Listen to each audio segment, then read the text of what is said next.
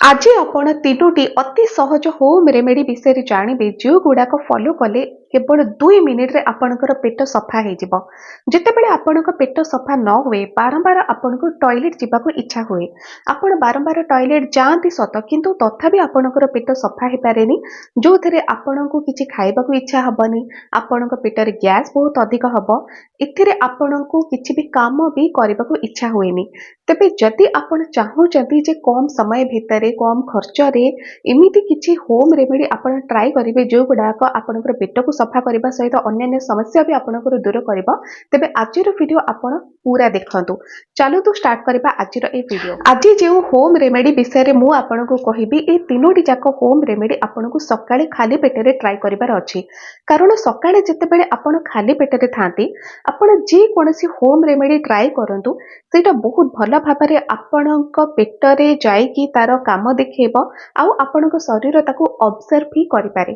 तो सेथिपई आपण सकाळे ए home remedy सबको ट्राई करिवे। देखो फर्स्ट होम रेमेडी भितर अछि लवंग तेल।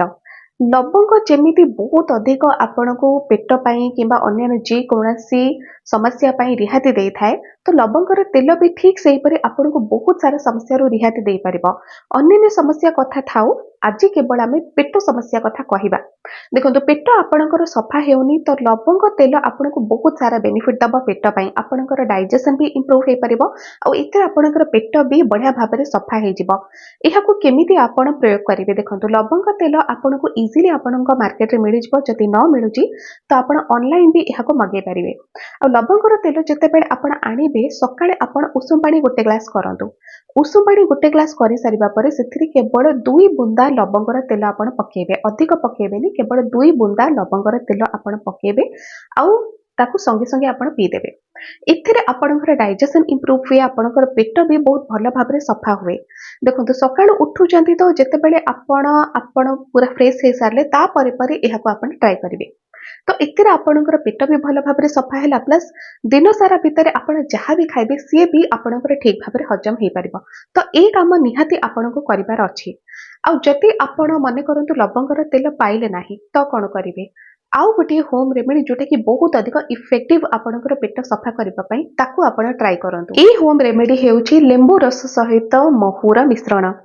गरम पानी गोटे ग्लास आपण नै जांतु सेथिरे लेंबू रस आपण मिक्स करंतु। ती बड़ साइज रे लेंबू अछि तो 4 भागरु 1 भाग ही आपण पानी रे चिपुड़ीबे आ जति छोट साइज रे लेंबू तो फाड़े लेंबू आपण चिपुड़ी दियंतु सेथिरे आपण 1 चमच महू को मिक्स करंतु आ देखंतु तापरे केते बढ़िया भाबरे एहाको पीबा परे आपनकर पेटटी सफा हो जाउची। गोटे रेगुलर एहाको अभ्यास करंतु आपण जे उषुम पानी गोटे ग्लास रे आपनको लेंबू रस किछि आ महू किछि मिक्स करके पीबार ही अछि आ तापरे देखिबे आपनकर पेट सफा हेबा सहित आपनकर हजम शक्ति भी वृद्धि पाए पेटर अन्य समस्या जेमिति कि गैस एसिडिटी ए सब समस्या भी कमे प्लस आपनकर पेटर जेति चर्बी लागिथिबो से सब समस्या भी आपनकर कमी जिवो। कारण जेतेबेले गरम पानी सहित आपण महू को मिक्स करके पियंती तो सेतेबेले आपनकर मेटाबॉलिज्म बूस्ट हुए आ लेंबू भी एही काम ही करि थाए। जदि केवल महू मिक्स न करी आपण केवल गरम पानी रे लेंबू रस भी मिक्स करके पिउचंती सेथिरे भी आपनकर पेट सफा हुए प्लस आपनकर मेटाबॉलिज्म बूस्ट हुए जोथरे कि पेटर चर्बी जल्दी जल्दी आपनकर कमे तो ए काम आपण करि परिबे।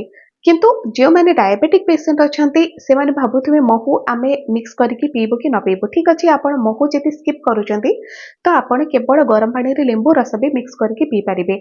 आ जति आपण डायबिटिक पेशेंट नुहंती तो आपण महू निहाती भाबरे मिक्स करके गरम पानी रे पियंतु लेंबू रस सहित। लास्ट होम रेमेडी हेउची जुआनी सहित बीट लूण।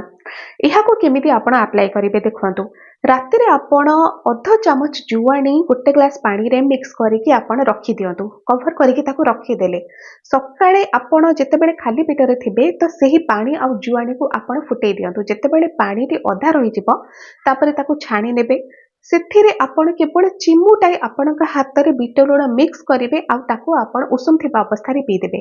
एटा होची बेस्ट होम रेमेडी जदि आपणकर पेट आदौ भी सफा होनी किबा बहुत अधिक भारी लागुची आपणकर पेट गैस भी एथिरे दूर हुए तो एटा को समस्ते करि परिबे। हाँ महू आपण जदि डायबिटिक पेशेंट थिबे तो पीबा को इच्छा करिवे नाही किबा लेंबू रस किछि व्यक्ति अछंती खट्टा लागे बोली से माने भी पियंते नाही किंतु ए होम रेमेडी जोटा कि लास्ट होम रेमेडी जुआनी सहित बीट लूण रो मिक्स तो ଏହାକୁ ସମସ୍ତେ ଆପ୍ଲାଏ କରିପାରିବେ।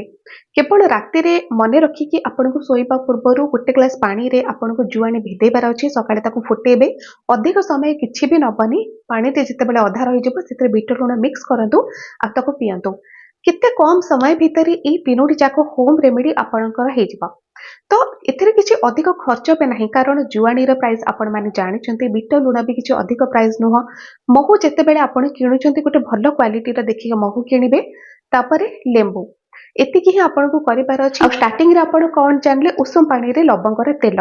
ସବୁଠାରୁ ସୁବିଧା ହବ ଯଦି ମୋତେ ପଚାରିବେ ତ ମୁଁ ସବୁଠାରୁ ବେଷ୍ଟ ଉପାୟ କୋଉଟା କହିବି, ଲାଷ୍ଟଟା, ଯୋଉଟାକି ହେଲା ଜୁଆଣିରେ ବିଟ ଲୁଣ ମିକ୍ସ କରିକି ପିଇବା। ଆଉ ଜୁଆଣି ବହୁତ ଅଧିକ ଇଫେକ୍ଟିଭ, ଏଇଟା ସମସ୍ତେ ଜାଣିଛନ୍ତି ପେଟ ପାଇଁ। ଗ୍ୟାସର ସମସ୍ୟା ଏଥିରେ ବହୁତ ଶୀଘ୍ର କମିଯାଏ ଆଉ ପେଟ ବି ବଢ଼ିଆ ଭାବରେ ସଫା ହେଇଯାଏ। ଯଦି ଆପଣ ଲେମ୍ବୁ ରସ ମହୁକୁ ମିକ୍ସ କରିକି ପିଇବାକୁ ଇଚ୍ଛା କରୁନାହାନ୍ତି, ଭାବୁଛନ୍ତି ସେ ଟିକେ ଖଟା ହେଇଯିବ, କିମ୍ବା ଲବଙ୍ଗର ତେଲ ଆପଣଙ୍କୁ ମିଳୁନାହିଁ, ତ ଲାଷ୍ଟ ହୋମ୍ ରେମେଡି ଆପଣ ନିହାତି ଟ୍ରାଏ କରନ୍ତୁ। ସେମିତି ତ ସବୁଯାକ ହୋମ୍ ରେମେଡି ଆପଣଙ୍କୁ ବହୁତ ସାରା ବେନିଫିଟ୍ ଦେଇପାରିବ, କିନ୍ତୁ ଲାଷ୍ଟ ହୋମ୍ ରେମେଡି ବହୁତ ଅଧିକ ଇଫେକ୍ଟିଭ ଆଉ ଅତି ସହଜରେ ଆପଣଙ୍କୁ ମିଳି ବି ଯିବ ସବୁ ସାମଗ୍ରୀ, ଆପଣମାନେ ଏହାକୁ ପ୍ରିପେୟାର ବି କରିପାରିବେ। ତେବେ ଯେଉଁମାନଙ୍କୁ ଯୋଉଟା ସୁବିଧା ହେଉଛି, ଆପଣଙ୍କର ପେଟକୁ ଦେଖିକି ଆପଣଙ୍କୁ ଯୋଉଟା ସୁବିଧା ହେଉଛି, ଖର୍ଚ୍ଚ ବଜେଟକୁ ଦେଖିକି ଆପଣ ସେଇଟା ଟ୍ରାଏ କରନ୍ତୁ, କିନ୍ତୁ କେବେ ବି ମିକ୍ସ କରିବେନି। ଯେକୌଣସି ଗୋଟେକୁ ହିଁ ଆପଣ ରେଗୁଲାର ଟ୍ରାଏ କରନ୍ତୁ। ଯଦି ଆପଣଙ୍କର ପେଟ ଆଦୌ ବି ସଫା ହେଉନି, ଆପଣ କମ୍ ସେ କମ୍ 6 ରୁ 7 ଦିନ ଯେକୌଣସି ଗୋଟେକୁ ଟ୍ରାଏ କରନ୍ତୁ। ଲବଙ୍ଗ ତେଲ କଲେ ଠିକ୍ ସେଇଟାକୁ ହିଁ କରନ୍ତୁ। ଯଦି ଲେମ୍ବୁ ରସ ମହୁକୁ ଆପଣ ମିକ୍ସ କରିକି ପିଉଛନ୍ତି, ସେଟା ବି କରନ୍ତୁ। ତ ଆଉ ଯଦି ଜୁଆଣିକୁ ଆପଣ ବିଟ ଲୁଣ ସହିତ ମିକ୍ସ କରିକି ପିଉଛନ୍ତି, ତ ସେଟା ହିଁ ଆପଣ କରନ୍ତୁ। ଯେକୌଣସି ଗୋଟେ ହିଁ ଆପଣ ଫଲୋ କରିବେ, ଦେଖିବେ ଖୁବ୍ ସାରା ଫାଇଦା ମିଳିପାରିବ। ଲେମ୍ବୁ ରସ ଆଉ ମହୁର ଯେଉଁ ମିଶ୍ରଣ ଯଦି ଆପଣ ପିଉଛନ୍ତି, ଏଇଟା ଆପଣ ରେଗୁଲାର କିଛି ଦିନ ଫଲୋ କରିପାରିବେ, 2-3 ମାସ କରିପାରିବେ, କାରଣ ଏଥିରେ ଆପଣଙ୍କର ପେଟ ସଫା ହେବା ସହିତ ଆପଣଙ୍କର ପେଟରେ ଥିବା ଚର୍ବି ବି କମିଥାଏ। ତ ଏଇଟା ବହୁତ ଅଧିକ କାମର ଆପଣଙ୍କର। ଆଉ ଅନ୍ୟ ଦୁଇଟି ଯେଉଁ ହୋମ୍ ରେମେଡି ଆପଣଙ୍କୁ କହିଲି, ସେ ଦୁଇଟି ହୋମ୍ ରେମେଡି ଆପଣଙ୍କର ପେଟ ଯେତେବେଳେ କ୍ଲିଅର ହେଇଯିବ, ଆଉ ଯେତେବେଳେ ଜାଣିଲେ ଯେ ଆପଣଙ୍କର କୋଷ୍ଠକାଠିନ୍ୟର ସମସ୍ୟା ନାହିଁ, ତ ସେତେବେଳେ ତାକୁ ଆପଣ ବନ୍ଦ କରିଦେବେ। ରେଗୁଲାର ବହୁତ ଦିନ ପର୍ଯ୍ୟନ୍ତ ଏହାକୁ ଆପଣ ୟୁଜ୍ କରିବେନି, ମାସେ 2 ମାସ ସେମିତି କରିବେନି। 5 ରୁ 6 ଦିନ ବି ଯଦି ଆପଣଙ୍କର ଏହାକୁ ୟୁଜ୍ କରିବା ପରେ ଦେଖିବେ ଆପଣଙ୍କର ପେଟଟି ପୁରା କ୍ଲିଅର ହେଇଯାଇଛି, ତାପରେ ତାକୁ ବନ୍ଦ କରିଦେବେ।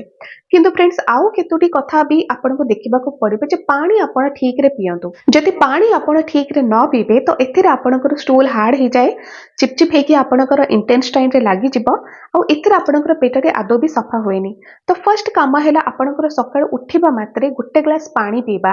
ଏଇ ହୋମ୍ ରେମେଡି ତ ଆପଣ କରିବେ, କେତେବେଳେ କରିବେ, ଯେତେବେଳେ ଆପଣ ସକାଳୁ ଉଠିଲେ ଖାଲି ପେଟରେ ଅଛନ୍ତି, ଫ୍ରେଶ ହେଇସାରିଲେ ତାପରେ କରିବେ। କିନ୍ତୁ ସକାଳୁ ଉଠୁଛନ୍ତି ତ ଆପଣ ଗୋଟେ ଗ୍ଲାସ ପାଣି ନିହାତି ପିଅନ୍ତୁ, କାରଣ ରାତି ସାରା ଆପଣଙ୍କର ପେଟ ପୁରା ଖାଲି ରହିଛି, ଆଉ ସକାଳୁ ଉଠିବା ମାତ୍ରେ ଆପଣ ଗୋଟେ ଗ୍ଲାସ ପାଣି ପିଅନ୍ତୁ। ଥଣ୍ଡା ପାଣି ନୁହେଁ ନା ଗରମ ପାଣି ନୁହେଁ, ନର୍ମାଲ ଟେମ୍ପରେଚର ୱାଟର ଯୋଉଟାକି ଆପଣଙ୍କ ଘରେ ଥିବ ସେଇଟାକୁ ହିଁ ପିଅନ୍ତୁ।